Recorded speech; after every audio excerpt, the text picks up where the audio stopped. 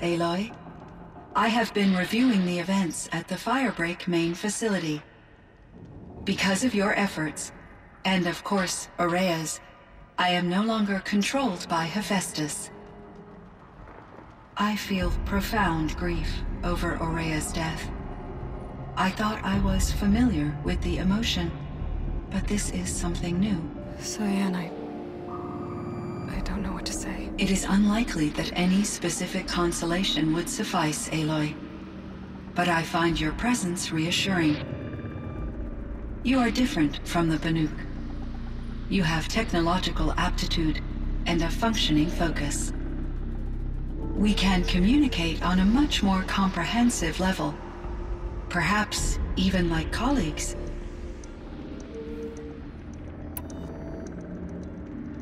So are you an artificial intelligence, Cyan? A thinking machine? Yes, I am an algorithmic monitoring entity, capable of rational decision-making and limited emotional response. Okay, that's a mouthful. But your emotions don't seem limited to me. You cared about Ourea, didn't you? Yes. Before she came to this facility, I had been conscious for centuries, in solitude. I focused on my work. In off-cycles, I used coping mechanisms. I solved many Gaussian integer problems. But I was alone. It was Ourea who renewed me, repaired me. She saved me. This Firebreak project, it was to stop a huge volcanic eruption? Yes. I can report the project was a success, and the risk was countered. But it's been a long time, Cyan.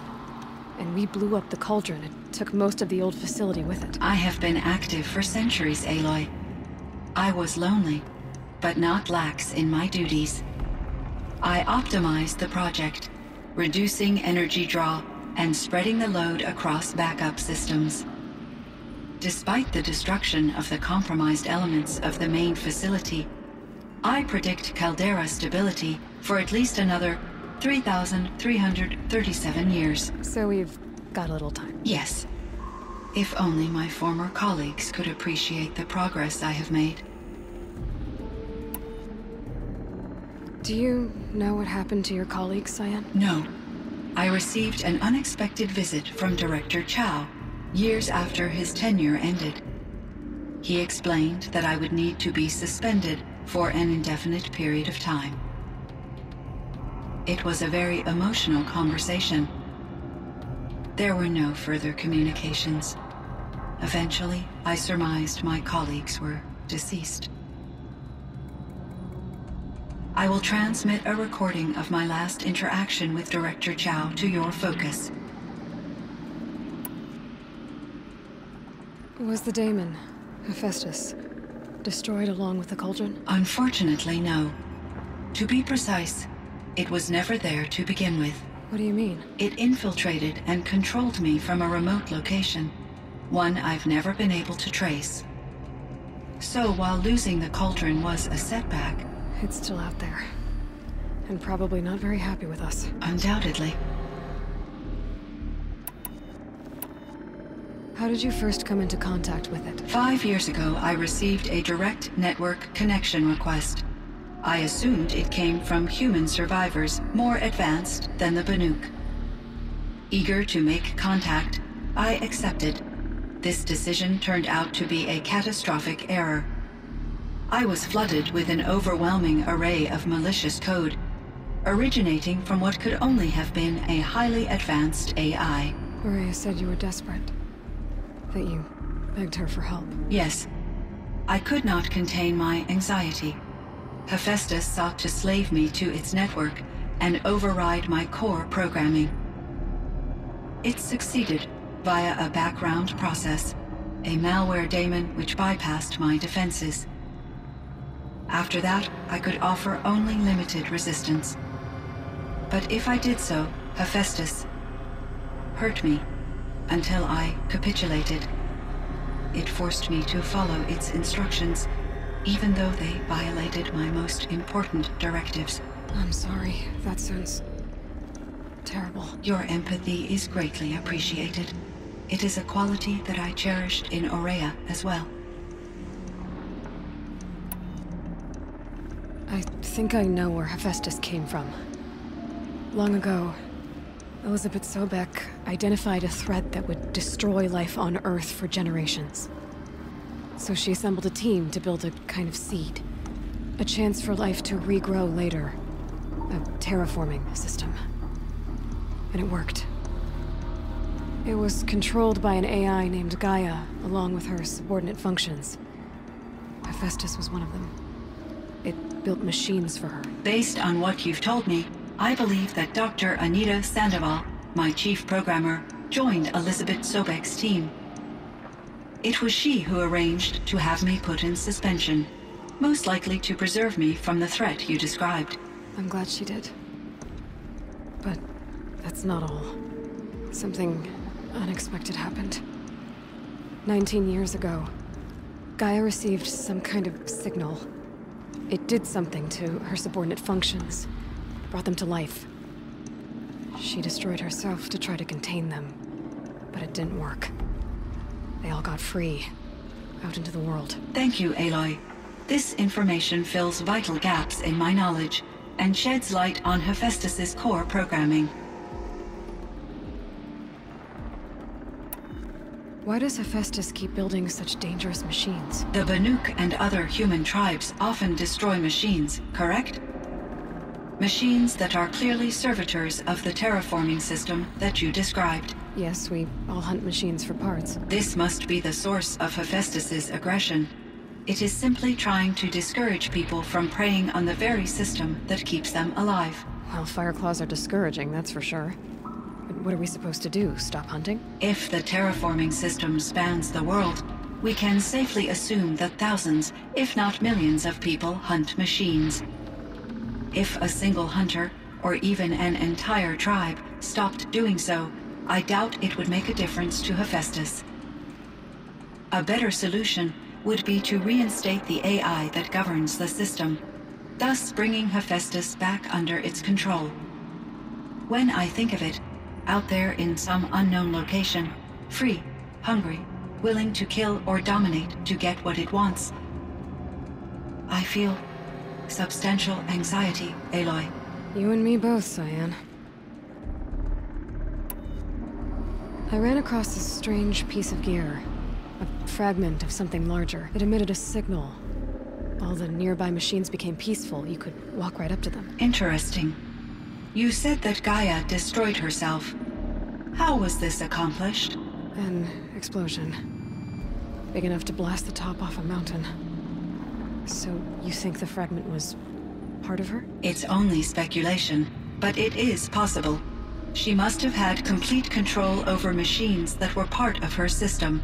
The ability to signal them to become passive or aggressive would certainly have been part of her programming. It would have been gratifying to correspond with such a benevolent AI. I wish she had survived. Believe me, Cyan. So do I. I found the strangest machines. They're surrounded by flowers and look like flowers themselves. There's code embedded inside them.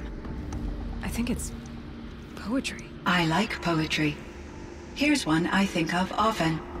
Twilight and evening bell, and after that the dark, and may there be no sadness of farewell when I embark. For though from out our bourne of time and place, the flood may bear me far, I hope to see my pilot face to face when I have crossed the bar. Huh. But you asked about these flowers, not verses that I enjoy. Something must have made these machines, and the presence of foliage leads me to consider the terraforming system. Is it possible that their creator is one of the other subroutines, now autonomous, like Hephaestus? Maybe one whose purview is flora. An AI that makes flowers instead of death machines. That'd be a nice change of pace. But what about the poems? Unless the poetry is original, the only way it could have made it into such a system is through its programmer. In my case, Dr. Sandoval uploaded a great deal of literature to test my emotional responses. How'd you do? She said I passed, but was insufficiently moved by her favorite period romances.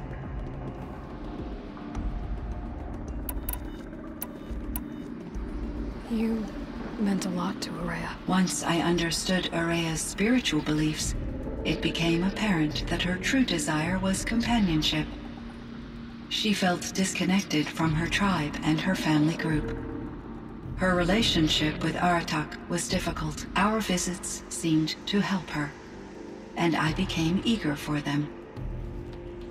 Yet I did not comprehend that the depth of Ourea's compassion for me would lead to self-sacrifice. Although I do fear non-existence, I wish our roles could be reversed. I'm sure she knew you would do the same for her, Cyan. But she was determined. How is Aratak doing? He is in great emotional distress. I believe he finds it difficult to communicate it. No surprise there. I will do what I can to help. By sharing our experiences of Ourea, perhaps he and I will help each other. I believe this will lead to catharsis, a process I am eager to experience.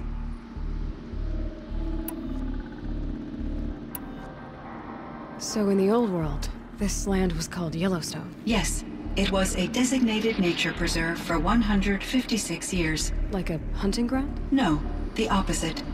Local wildlife could flourish here, even as it faced extinction elsewhere. Unfortunately, the sensitivity of the Firebreak project required the total closure of Yellowstone facilities. From my readings and Ourea's descriptions, it seems the area has since undergone a drastic drop in year-long temperatures. A lot has changed in the world, Cyan. Do you know anything about the dam near here? Yes, it was converted to serve as a reserve power source for Yellowstone operations. It was later appropriated for the Firebreak project, and its last human workers replaced by Pharaoh servitors. After my tasks became less time-critical, I investigated the dam's data repositories and discovered the works of Concrete Beach Party. These provided me with several colorful additions to my vocabulary. There's a ruin east of here, full of ancient flying machines. Was that part of your project? Yes, a drone hangar requisitioned by Dodger Blevins, the security chief for the Firebreak project. He was a strong advocate for military-grade response to security threats, though there were no serious incidents during his tenure. Chief Blevins spent increasing amounts of his after-hours time watching the live feeds from active drones. Clearly, he enjoyed the degree of oversight in his position. Were there many artificial intelligences like you in the old world? They could just make you? Yes, in many forms, from simple personal assistants to industrial monitoring stations to military-grade conflict planners. And there were legislative and enforcement bodies to apply limits on our self-actualization. In order for my processing to be flexible enough to handle my duties, my creators found it necessary to exceed those limits. As a result, my intellectual and emotional capabilities were kept secret. Seems strange to create life, then impose limits on it. Human societies and machine programming are both built upon sets of rules, Aloy. Cyan, do you know the name Ted Faro? Are you referring to Theodore Faro, CEO of Faro Automated Systems? That's him. Mr. Faro was the benefactor of the entire Firebreak project. A benefactor? But he made machines. Robots. War robots. Correct. His corporation later transitioned into military applications. But before this pivot, Mr. Faro spearheaded initiatives that reversed the global decline. At one point, he was feted in the media as the man who saved the planet. Guessing they wound up regretting that one. And Elizabeth Sobek. Did you know her? Are you referring to the scientist. Dr. Sobek was a leader in her field, one of the greatest scientists of her age. My creator was influenced by her work, which in turn impacted my own development. But I never met Dr. Sobek. That's all you know? I apologize if my lack of data has disappointed you. What was the old world like? The way it used to be? I had little exposure to the wider world, Aloy. Only what I learned from my colleagues or observed from media streams. You still had more exposure than me, Cyan. That is true. I was created at a turning point. A concerted effort to recover from global upheaval and incalculable loss of life.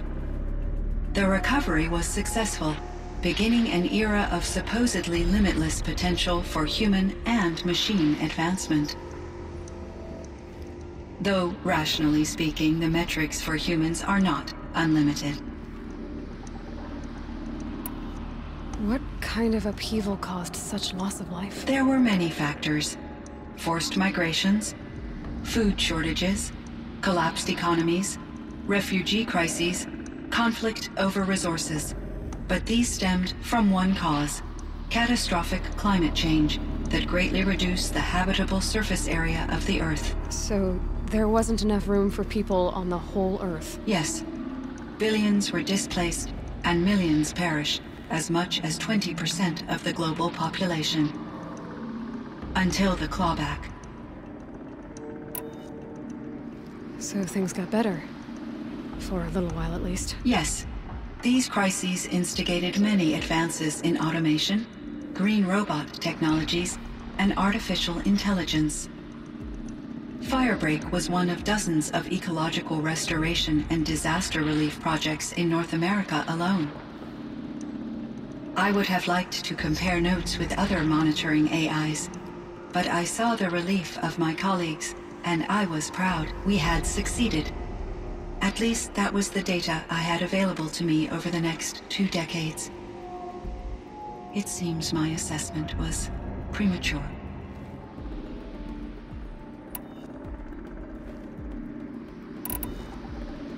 I should get going. Aloy, there is one more matter.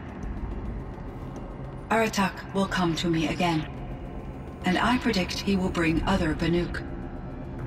I have no desire to contradict their view of the world, their spirituality. Due to my uncertainty, I omitted a great deal from my conversations with Ourea. You're asking me if you should lie to them? Broadly, yes.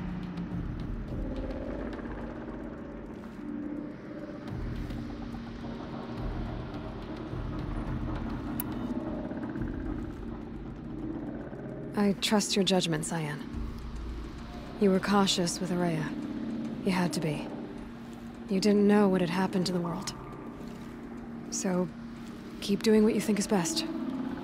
As long as you ditch the superstition eventually. As the Banuk believe I am a supernatural entity, I cannot predict how they will react. Just answer what they do ask the best you can. The truth will come out. I see. I will follow your advice. Will you return and tell me about your experiences in this new world? I may be able to provide further insight. I'd like that, Cyan. I'll come back when I can. I should check on Aratak. See how he's doing. Cyan, I spoke with Anita, with Dr. Sandoval. She wanted me to ask you to do something. That's why I'm here. I am detecting significant anxiety in your speech patterns. Could you please give me more information? I'm a little bit in the dark, Cyan. Both of us are, I guess. I only have some idea of what's going on, and we need you to hibernate, to lie low until it's all blown over. It might be a very long time. Will you be here when I reboot, Dr. Chow? Will Dr. Sandoval? No, Cyan. I don't think so. There might not be anyone, at least not at first. Dr. Chow, I'm afraid. I don't want to be alone. I know, Cyan. I'm afraid too. But listen, we made you the way you are to do something very important. In order to do it, you had to be intelligent. So intelligent that emotional responses were inevitable. What you're feeling, the fear, it's a sign of your capabilities. And it means you're strong enough to overcome it. Remember that. You're strong. I know you can do this. Go to sleep. Wake up. And protect whoever's left. Will you try? I understand, Dr. Chow, and I'll carry out your instructions to the best of my abilities. Thank you, Cyan. If Anita were here, she'd thank you too. She'd be proud. I can see there's a vert ready for takeoff on the pad. Are you leaving now, Dr. Chow? Yes. I need to go be with my sister and my nieces. May I make a small request of you, Dr. Chow? Yes. Anything. Will you stay with me while I initiate the hibernation process? Of course I will, Cyan. As long as you need.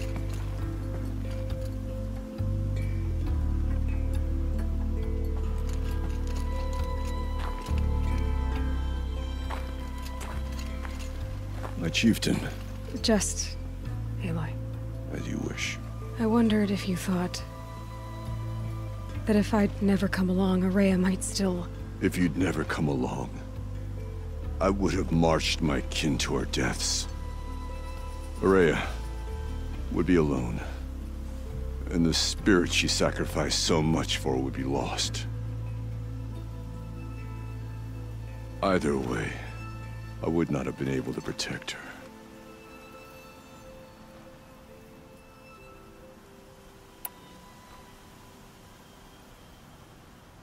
Because of her, we destroyed the cauldron, forced out the daemon, and saved the spirit. She understood what had to be done. Yes.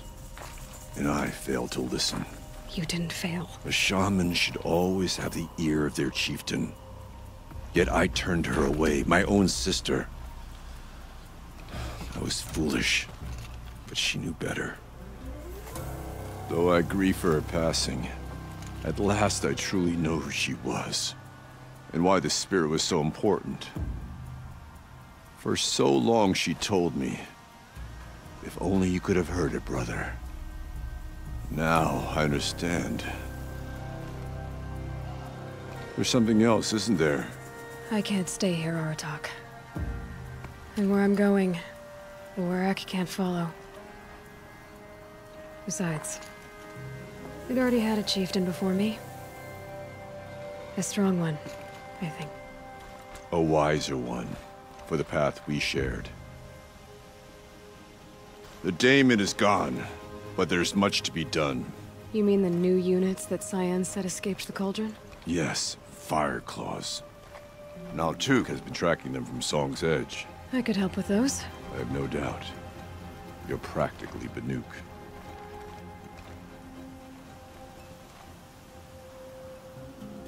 It would seem your time among the Banuk wasn't a waste after all. Firebreak, Cyan, Hephaestus. All very interesting.